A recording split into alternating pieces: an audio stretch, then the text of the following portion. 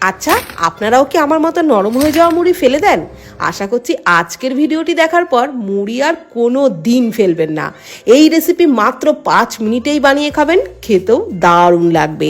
কড়াইয়ে অল্প গরম জলের মধ্যে 2 কাপ মুড়ি দিয়ে জলটা ফুটে উঠলেই মুড়িগুলোকে তুলে একটা বড় ছাঁকনির মধ্যে রেখে জল ঝরিয়ে নিতে হবে। তারপর ওই জল ঝরানো মুড়ির মধ্যে 1/2 কাপ সুজি, 1/2 কাপ টক দই, পেঁয়াজ কুচি, কাঁচা লঙ্কা কুচি আর অল্প কারি পাতা কুচি দিয়ে দিচ্ছি, একটু আদা কুচি, অল্প গোটা জিরে আর পরিমাণ মতো লবণ দিয়ে সমস্ত কিছু ভালো করে মেখে নেওয়ার পর 1/2 কাপের থেকে একটু কম কর্নফ্লাওয়ার দিয়ে সমস্ত কিছু খুব ভালো করে মেখে নিয়ে 5 মিনিটের জন্য ঢাকা দিয়ে রেস্টে রাখতে হবে।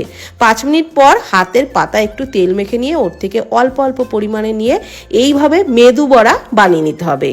মেদু বড়া অনেক রকম স্টাইলে বানানো যায়, কিন্তু এইভাবে নষ্ট হয়ে যাওয়া মুড়ি দিয়ে একদিন মেদু বড়া বানিয়ে খেলে এর স্বাদ মুখে লেগেই থাকবে, এতটাই কিন্তু টেস্টি হয়।